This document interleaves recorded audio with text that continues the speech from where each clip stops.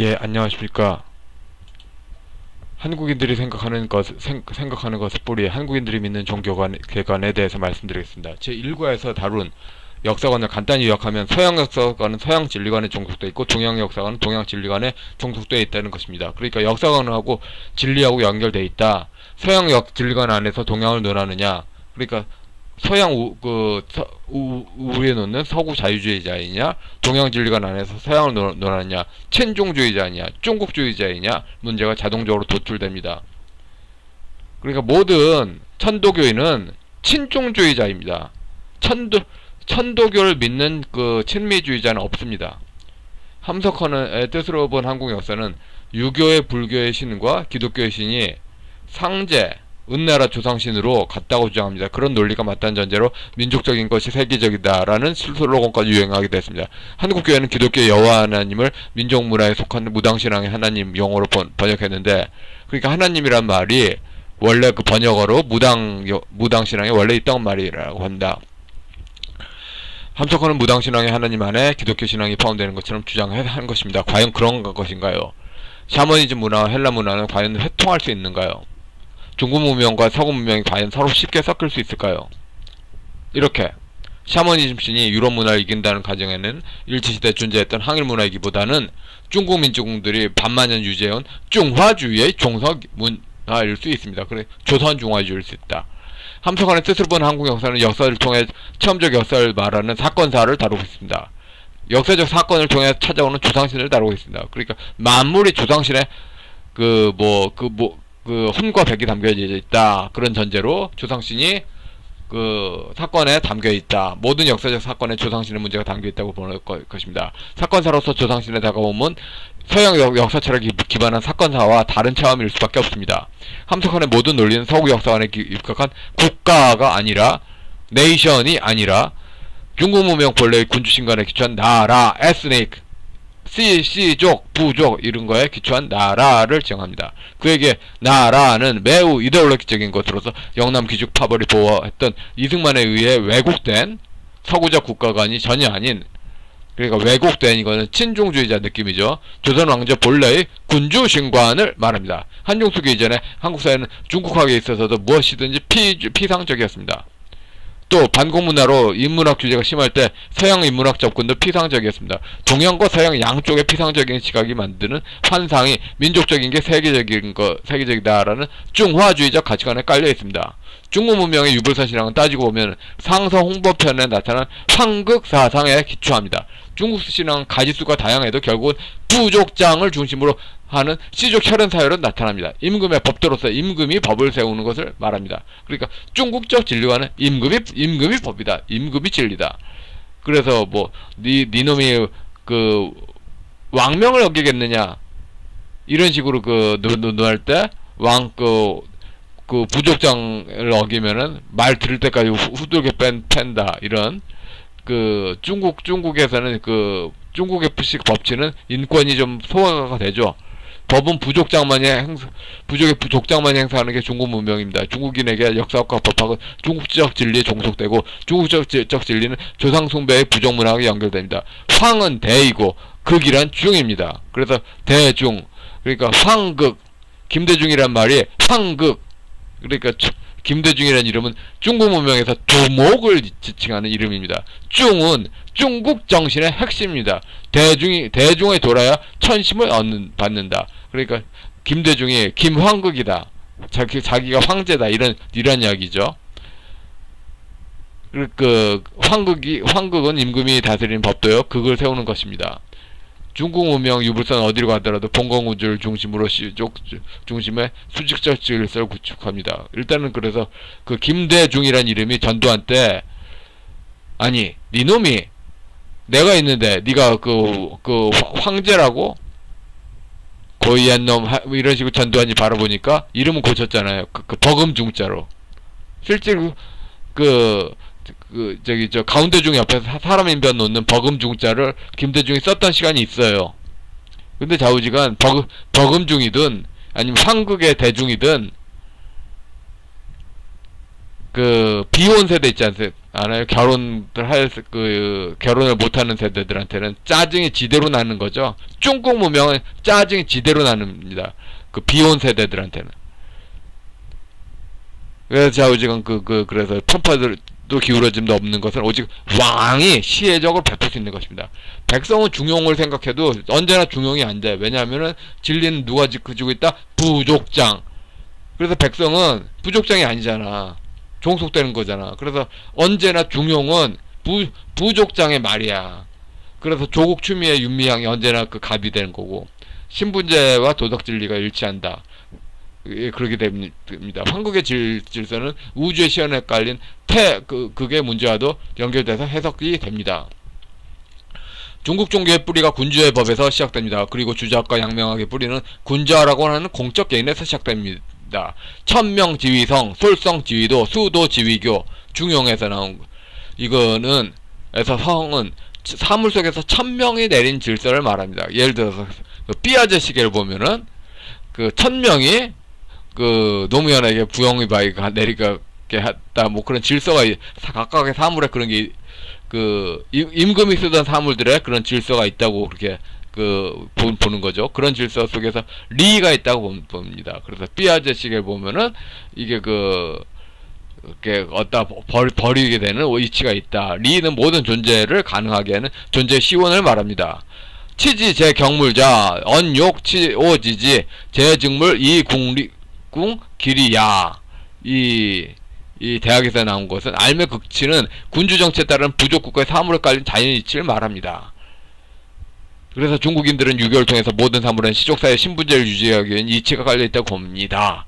세상의 모든 사물은 군주지배의 질서를 띠고 있습니다. 이런 중국 문화가 퍼진 조선시대의 출세 지향적 4대부는 이런 질서를 알아야 했습니다. 이런 성리학적 질서는 그래서 출세를 하려면은 이거는 노무현이 뭐 하던 거, 뭐 예를 들어 친노에 들어가려면 이것은 뭐 노무현이 뭐 하던 거, 노무현이 뭐 하던 거, 노무현이 뭐 하던 거.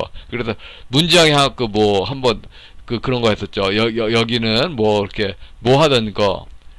그래서 이런 거 알아서 기어라. 그러니까 솔성지위성이 하지만 실제로는 현실적 세상에서 알아서 기어라. 출세의 욕망으로. 예. 양명학은 그래서 그렇게 성리학적 질서에서 빡치죠. 현타도 오고 그걸 언제 다 외워. 그리고 그렇게 외우다 보면은 계속 아부지향적으로 하는 폐기 결여된 그런 인간형만 나오죠. 그래서 경물의 의미는 참된 의미는 공중 질서보다 내면으로부터 발견될 수 있다. 양명학은 지식을 추구하기보다 마음을 기르는 길을 택합니다. 외부로부터 길이 아닌 내부로부터 길을 택합니다. 그래서 인간이 본래부터 가진 양지를 통한 어질 인의 인식으로 만물이 일치된 것을 인식합니다. 이것이 심증리입니다. 심증리를 통해서 대동의 유토피아를 구해나갑니다. 여기서 또 우파 할아버지들이 대단히 잘못하는 게 있어. 공부를 하나도 안 하고서도 인간 안에 시장경제 뭐 DNA가 있다. 이거 어린 반푼어치도 없는 소리야. 그런 거 없어요. 그런 거 없어. 교육받지도 않은 거는 윗사람이 으이씨 하면은 깨깽 하는 이거 교육이 필요합니다. 교육을 안 받아도 된다는 거는 시장경제 유지하는 시민 질서가 아니라 모자른 거예요. 모자른 거. 서양 자유주의 책도 다 국민성이 모자른 거라고 평가하죠. 대동의 유토피아는 수직종속적인 조법제 사회의 군주권의 강화를 바라보는 사대부 자유의식의 반영입니다. 양명학에서 대의는 천지 만물을 만드는 자입니다. 중국 문명에서 대동은 뛰어난 지도자에 의해서만 가능하다고 상상됩니다. 그러니까 제 일베에서도 제가 빡친 게 있는데, 아니 유토피아가 국민의 책임이 하나도 없이 지도자가 오랜 내공을 갖추면은 무술처럼 그렇게 구사할 수 있다. 답답해요. 그러니까 완전히 중국 세상으로 함석헌을 존경한다는 것 자체가 세상 국민소득하고 상관없이 국민소득은 3만 달러인데 뭐 100달러, 뭐 100달러 미만 이때 룰로 돌아가 버렸어. 이때 룰로 돌아가면은 문명만 부서지지 뭐가 되겠어요? 대승불교에는 유교와 양명학을 이해해줄 수 있는 매개점이 많이 존재합니다. 불교는 깨달음의 종교입니다. 유교가 시족 중심의 신분사회제를 사물의 취합 인간분성으로 바라보듯 불교는 시족 중심의 신분사회제를 존속하기 위한 악행을 자제하는 삶의 방식인 업보와 윤회의 논리로 바라봅니다. 불교에서 말하는 연기로는 모든 사물이 인연에 의해서 연결되어 있다고 보는 것을 말합니다. 그래서 연기론을 생각하면은 늘 불교 신자는 도덕적으로 살아야 된다 이런 식으로 생각하는 분들도 계시죠. 불교는 인간이 윤회의 고통을 벗어나기 위해서 자기에 대한 집착을 버려야 한다고 강조합니다. 한국의 대승불교가 말하는 일체 유심조는 화엄경의 핵심 사상을 이룬 말로 모든 것은 오직 마음이 지어낸다는 뜻입니다. 여기서 일심은 화정의 근거이자 목적이 됩니다. 대승불교에서 수행을 통해서 얻어지는 신앙색인 일심은 왕을 의미합니다. 여기서 공안사건 1심회가 있죠. 1심회가 왜 1심회냐? 레닌은 공산당이 현대 군주라고 했는데 군주가 그러니까 공산당이 되는 거고, 그러니까 군주가 또 대승불교로 1심이 되니까 그래서 1심회 그게 당성당파성 공산당이 의미가 되는 거죠. 1심은 모든 쟁론의 토대를 초탈할 수 있는 마음의 경지를 말합니다. 원음은 이름을 말하며 원음은 이름을 말합니다. 부채소리는 무음이며 이름이며 근원의 소리, 온소리, 한소리, 없는 소리가 됩니다. 그러니까 이런 저는 종교를 소개하려는 목적이 아니라 뭐 이렇게 그러니까 부처의 소리 이렇게 하는 게 사실상 유교 군주하고 똑같은 말이더라. 한국인들이 믿는 종교는 지적 중심의 신분사회적 흔적이 강하게 배어 있습니다. 왕이나 귀족이 모든 진리를 움켜쥐고 나머지 국민들은 순응하며 복종하는 신앙 형태입니다. 신앙 자체가 신분노예제를 유지해왔은 말입니다.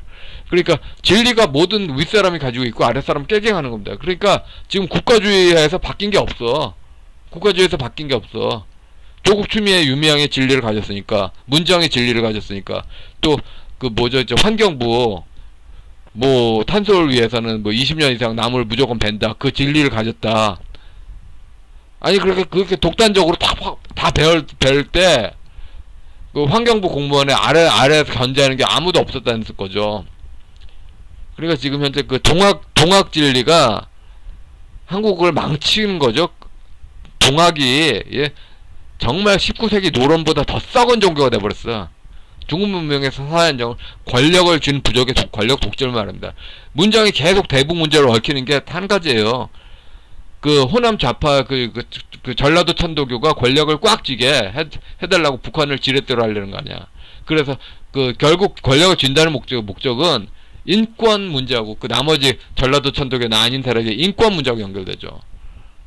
그러니까 결국은 민주화를 한 적이 한 게 아니라는 역설적인 문제로 나타나죠. 현재 좌파 독재로 불리는 건 권력을 준 부족의 권력 독점 시스템 때문입니다. 그러니까 군사 정권이 독재라고 말하는 거는 권력 독점 시스템이 있었고 지금도 권력 독점 시스템이 있잖아.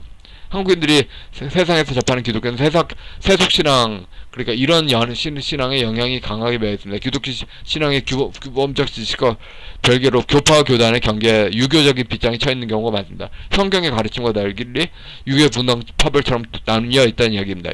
그러나 여기에 굴복해버린다면 기독교적 위장을 한 중국 문명 토착 종교로 보여야 할 것입니다. 그 누구도 국민과 세계 종교 사기를 친 것이란 비난에 자유롭지 못할 것입니다. 한국인들에게는 헬라스 종교는 철저하게 인문학 공부를 통한 수입한 문화입니다. 서양 고대 철학이 번역된 것은 2000년 이후이며 그 이전에는 한국인들이 서양 고대 철학을 논하는데 자신감을 가지지 못했습니다. 한국인들의 기독교 신앙은 양명학적 언어로 소개된, 그러니까 서양에서 조직신학의 탄생은 헬라 언어로 번역된 키브리적 신앙 시스템이라고 말하잖아요. 근데 한국인들에게 기독교 신앙은 교회사는 유교 언어라고 표현하는데 저는 양명학적 언어로 표현하는 게 더 맞을 것 같습니다. 양명학적 언어로 소개된 교의학의 전파의 힘이 컸다고 봅니다. 유교나 양명학이나, 그러니까 저는 이미 교회사에서 적혀 있는 표현에 조금 재해석하는 거 수준이죠. 한국인들이 교의학을 이해하는 방식도 성경을 통해 검증해야 서양의 그러니까 헤르만 바빙크의 개혁교 이야기, 그 철학과 신학이 있을 때 그렇게 신학 영어를 적는 그 헬라 문화들을 성경으로 검증해야 된다 이렇게 말하죠. 이것 마찬가지로 한국인들도 교역을 이해하는 방식도 성경을 통해 검증해야 된다고 봅니다. 유교 불교 진리관에는 중국 문명의 부족 중심의 신분사회가 문화가 담겨 있다면은 기독교의 진리관은 서양 문명의 부족을 초월하는 시민사회가 담겨 있습니다. 이승만은 독립 정신을 통해서 기독교를 통해서 서방 자유진영과 가깝게 되기를 소망하는 기독교적 공공론을 제시한 바 있습니다. 그러니까 이승만의 독립 정신은 기독교가 갑질한 사회를 말하는 거 아니에요. 기독교를 소련 기독교로 가자는 얘기 아니에요. 그러니까 동방정교에 그런 게 가는 게 아니라 서방 기독교를 그렇게 많이 배우자. 그래서 서방 그 자유진영과 가깝게 지내자. 그런 뜻이죠. 추천도서 많은 이걸 또 짧은 글을 쓴데 많은 책을 봤지만 함석헌의 뜻으로 본 한국 역사는 어떤 이유로든지 워낙 지금 노인 세대들이 노인 먹물들이 성경보다 더 진리로 생각하고 그래서 읽긴 읽어야 돼. 근데 함석헌이 서양도 오해했고 중국 문화도 오해했어. 양쪽 다 오해했어. 동서를 아우르는 게 아니라 양쪽을 다 오해했어. 한번 찾아서 보세요. 그리고 시마다 겐지의 그 주작과 양명학은 일본 학자가 쓴 책이고 꽤 85년도에 나왔으면 오래된 건데 아직도 개론서로 충분하다고 봅니다. 그리고 불교 개론서 하나 또 그리고 이거는 불교 개론서는 제가 불교에 대해서 잘 모르니까 그냥 제가 갖고 있는 개론서입니다. 그냥. 예. 그리고 한국인들이 생각하는 것을 뿌리 한국인들의 믿는 종교기관, 그 나머지 종교, 이학사상은 유교의 예의 정치를 파악하는 데 기본이 됩니다. 역사인식과 종교적 지적 진리가 연결된다고 할 때 유교 역사인식에서는 유교 진리 이해가 우선적으로 요구된다고 합니다. 정치란 악을 형성하고 악은 화를 따르며 화는 평을 따른다. 그러니까 이는 고대 세계에서부터 악이 제사에 존재했고 악은 시가와 무어의 통일체로 그러니까 토템 숭배와 하늘과의 조상에 대한 제사에서 신명에 통하는 거대한 작용이 있다는 걸 전제합니다. 중국 종교는 부족장의 독자적 판단이 중심이 됩니다. 유교에서 말하는 조화는 권력 분산의 조화가 아니라 권력 분산. 그러니까 개인이 잘 그렇게 상호 견제하도록 디바이드 앤 룰로 그렇게 되는 게 아니라 부족장 눈에 그냥 조화처럼 보이는 그렇게 그런 외형상 허식처럼 보이는 그런 게 좋아죠. 그 마을 사람들은 그대로 믿어버리는 겁니다. 그래서 그렇게 보이는 악은 우주의 화를 연결시키며 최고의 화가 전체 우주의 규율에 합치되어 발전하는 데 있다고 생각했습니다. 이는 종교적 진리의 세계이고 현실적으로 귀족이 국민을 명령하고 통제하는 세상으로 나타납니다. 귀족은 그런 질서를 추구하면서도 비판받고 싶어 하지 않았습니다. 공제 이전의 중국은 다양성의 통일을 화로 보고 음악 정신과 연결해서 바로 봤습니다. 귀족은 신분제 유지를 위한 질서를 끝없이 신분제 질서 위에 끝없이 문화를 사용하였습니다. 공자는 예악이 일어나지 않으면 형평을 잃고 형벌이 형평을 잃으면 백성이 수족을 놀릴 수 없다고 이야기했습니다. 공자의 이는 악을 통한 음악 정신을 통해 나타납니다. 그러니까 음악 이게 예악 이게 뭐하고 연결되냐면은 기독교 신앙에서 조직 신학에서 계시론 있잖아요. 계시론. 그러니까 조상신을 만나는 게 음악. 그러니까 기독교에서 자연계시 자연계시 좀 해당되겠다. 자연계시 좀 해당되는 게 음악 정신을 통해서 조상신을 만난다. 예악 정치가 구현된 유교 제사는 단순한 제사가 아니라 망자를 만나는 과정에서 부족 문화가 습에 총체를 확인하는 자리입니다. 어질인의 감정은 부족장을 중심으로 시족 공동체의 대동신앙까지 이어집니다. 공자는 시에서 일어나고 예에서 서고 락에서 이룬다고 보았습니다. 공자에게 있어서 군자의 수시는 시를 배우는 것에서 시작하고 최후의 안성은 악에 있었습니다. 그런 과정에서 느끼는 것이 이인의 감정입니다. 유교의 예악 정치는 백성들을 위한 정치란 이름하에서 귀족의 신분안보를 위한 것입니다. 정치는 음악이 백성에게 미친다고 생각하나 현실적으로는 궁중에서 연주되는 음악 정치는 궁궐밖에 백성들에 다가설 수 없는 것입니다. 궁중 안에서 앰프를 아무리 빵빵하게 틀어도 몇천 와트를 틀어도 조선 궁궐에서 풋풋하는 게 성남시에서 전혀 안 들릴걸요. 절대로 안 들리지. 그런데 궁궐을 밖에 나가지 않는 임금은 한반도 전체에 궁궐의 음악이 퍼진다고 상상하는 거 아니에요. 백성의 경우에는 예약정치 비용이 과다할 경우 강한 불만을 가지게 됩니다. 반면에 도교는 유교에서 말하는 예약정치를 부정합니다. 그러니까 꼭 예약교육을 안 해도 백성을 골비게 하면서 우씨 까불어 하면은 깨갱 또 인서가 내가 선물 줄게 하면 헤헤헤 주세요 이렇게 보는 사고가 도교죠. 가르칠 필요가 없다. 괜히 가르치려고 노력할 필요가 없다. 그래서 중국인들은 가르치려는 유교 가치와 도교 가치를 균형 있게 통치하는 거를 봤죠. 그런데 유교가 그래도 51대 49로 좀 앞서죠. 근데 함석헌의 문제는 거의 유교를 빵프로로 보고 도교나 무당신앙을 거의 100% 가깝게 보고 있죠. 이 시각 자체가 중국을 또 제대로 잘못 정언하고 서양도 제대로 잘못 던졌잖아요. 그러니까 지식을 전달하는 의미로서는 함석헌 책은 더 이상 가치가 없는데 우리 사회 70대 노인들이 학생운동 했던 70대 노인들이 얼마나 잘못된 사고를 했나를 이해하려면 함석헌을 이해하지 못하면 불가능합니다. 노자는 유교의 예교 정치를 재난의 근원으로 보았습니다. 노자는 무명을 최소화하고 무위치를 주장했습니다. 노자는 백성을 무지무역하게 하여 부정불란의 원시사회를 지향했습니다. 그러니까 한국 사회의 공산주의는 유불선 안에 있는 요순시대 개념의 그런 커뮤니즘이죠. 중국형 커뮤니즘입니다. 그러니까 마르크스의 마자도 모른다, 레닌의 레자도 모른다, 스탈린의 스자도 모른다 하는 공산주의가 가능한 겁니다. 노자는 문명 발달에서 지학이 발달했다고 생각하고 위자연 대자연 조화로 그렇게 주장했습니다. 노자는 자연은 스스로 그러함, 저절로 그러함이고 인위적 조화 주작이 가해지기 이전 상태입니다. 부족국가에서 신분질서를 애초 가르칠 필요가 없이 백성들의 머리만 비교하면 귀족 마음대로 지배할 수 있다는 것입니다. 노자는 무의지하고 무목적인 도를 추구합니다. 노자의 도는 천지가 생긴 것보다 먼저 있었습니다. 장자는 인의를 탐욕스러운 사람이 이용하는 것이라고 봅니다.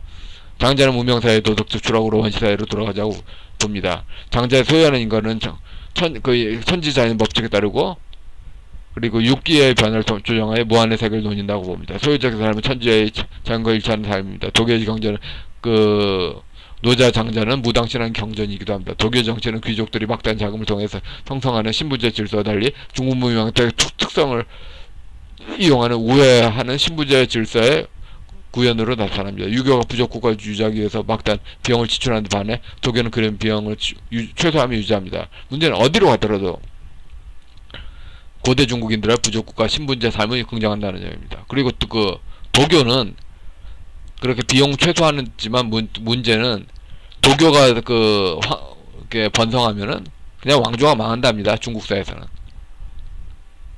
무당신앙은 샤머니즘 신앙으로 인간 삶을 신령의 주도로 생각합니다. 무당과 신도는 고정적이고 지속적인 관계로 나타납니다. 사대부들의 유교 제사를 통한 귀족과 백성의 연결과 비교사입니다. 무당은 지역 위주의 단골판으로 세습무사회와 인물 위주의 단골판으로 강신무사회로 나타납니다. 그러니까 민주화 세력이라 불리는 학생운동가들이 그런 혁명가가 세습무하고 강신무 관계로 나타나죠. 강신무 사회에서는 단골이 규모가 클수록 인정받는 무당이 됩니다. 그러니까 학생운동에서도 세력이 클수록 인정되는 거죠. 단골 친구의 수는 수입급과 명성으로 나타납니다. 샤머니즘 공동체 단골파는 민족경험에 충실합니다. 샤머니즘 의뢰는 신령과 인간의 상봉과 대화입니다. 굿신앙을 통해서 신령과 조상, 가족과 이웃, 온 세상과 하나가 되는 합의를 추구합니다. 민중신앙은 민중의 정치적 열망으로 나타납니다. 개벽신앙은 민중들의 주도로 실천을 통해 이루어지는 창조적 세계로 민중들의 마음에 나타납니다. 동학운동의 궁극적 목적은 새로운 삶의 질서와 새로운 세상의 건설로 나타납니다. 동학운동은 민중들의 마음속에 낙세 또 혹은 낙토에 대한 열망과 희극으로 나타납니다. 즉 동학운동은 공감과 배려의 감성적 연대를 통해 더불어 살아갈 수 있는 현세에 대한 열망으로 나타난다는 것입니다. 이는 민중들의 고통뿐인 현실을 안고 있는 왕조 종말론을 이룩할 수 있는 진인이나 미륵불 출현에 대한 희구이기도 합니다. 동학을 믿는 민중에게 후천개벽기로 인한 현존한 인간이 본래의 하늘을 다시 알고 본래 땅을 다시 회복하는 것으로 나타납니다. 유교의 역사관에 치세와 난세가 번갈아가면서 나타납니다. 동학에서는 난세에서 치세로 바뀌는 것을 열망하는 신앙 아래 밀란 주도자를 바라보는 시각에 있어서 유불산이 결합된 판단으로 나타난 것입니다. 그러니까 그 밀란을 하는 그 주도자가 치세를 이룰 것이다. 그런 기대감이 있는 거죠. 최재우는 자신의 도를 무비이화로 설명합니다. 이는 시천주, 그러니까 그 하늘천, 그 하늘을 섬긴다. 실제로는 그 밀란 주도자를 충성 맹세한다를 통한 도성덕립으로 표현됩니다. 동학의 그 개벽사상 역사의 주체가 민중이며 민중주도의 실천으로 나타났습니다. 실제 의미는 그 밀란 주도자를 혈연 연고자들이 떠받든다. 개벽사상은 천도교로 시작해서 천도교와 경쟁하며 생긴 신흥종교에 퍼져나갔습니다. 신종교 후천시 개벽신앙은 유교의 이론으로 무당신앙이 더 덧입혀질 것입니다. 후천개벽신앙은 선천과 후천의 획기적 그 전환으로 나타납니다. 선천시대는 당대 사람들이 살고 있는 불만이 가득한 현실로 인간의 한계 상황으로 나타납니다. 반면 후천시대는 절대자의 힘, 극적인 우주변화로 실현된 종교적 이상세계로 나타납니다. 선천에서 후천으로 개혁은 민중을 주체로 봅니다. 후천개벽신앙은 역사의 주체를 민중으로 봅니다. 천도교의 그 후천개벽신앙에는 사회주의 혁명의 권력정치 부분에 해당되는 것이 무한 강조되어 있습니다. 그러니까 천도교 신앙으로 공산주의 그 혁명 용어 하나도 없이 한국을 공산화시킬 수 있는 겁니다. 후천개벽신앙에 그러니까 동시에 공산주의 독재의 교육 없는 민중들의 권력에 대한 수능성이 강조되어 있습니다. 후천개벽신앙에 기초된 법치주의는 현세의 법은 따를 이유가 없고 시장경제의 경우는 시족 혈연의 이익 빼면 따를 이유가 없어집니다. 동시에 후천개벽신앙은 기독교 신앙에 자리할 신앙을 훼절하고 이웃을 속여서 하나님을 사기치고 이웃을 사기치고 세계를 사기치는 게 천도교에는 가능하죠. 기독교에는 불가능하고. 민주화 이후의 비극은 경제적 발전에 결맞는 경식문화를 계속 외면하고 도리어 최악으로 가난했던 시절로 돌아간다는 데 있습니다. 즉 요순시대 과거 안에 미래가 있다는 신종교 신앙을 가진 귀족들의 국민의 동의 없는 일방적 자기 신앙을 국민의 때려박기가 나타난 것입니다. 북한 정권 수립에 천도교는 중요한 역할을 했습니다. 1987년 이후 통일부는 의도적으로 천도교를 강조했습니다. 1986년에 서울대학교 주체사상이 강조될 때 동학과 동시에 진행된 점은 유명합니다. 모든 천도교나 모든 신종교가 친북좌파였다는 이야기는 아닙니다만 다수파가 분명히 그랬던 점이 밝혀졌습니다. 이 천도교 정치 이념은 북한 공산정권 수립기에 천도교가 얼마나 공산혁명에 도움 줬는가의 기록인데 천도교 교리 하나하나가 주체사상과 바로 연결된다. 이걸 알 수 있죠. 그리고 종교를 이렇게 다룬 목적이 종교가 결국 사람들의 생각을 좌우합니다. 그러니까 종교가 성전 안에서는 종교적 신앙의 기록이지만 그 밖에서는 사람 생각입니다. 역사서술에 토인비의 역사 연구가 김동길 박사님이 토인비 많이 인용하시죠. 그 역사 연구가 사람들의 생각 기록으로 종교를 그렇게 설명하면서 거의 문명 단위로 설명하는데 토인비 책은 스테디셀러로 아마 여러분 밀레니엄 세대들도 읽어볼 가치가 있습니다.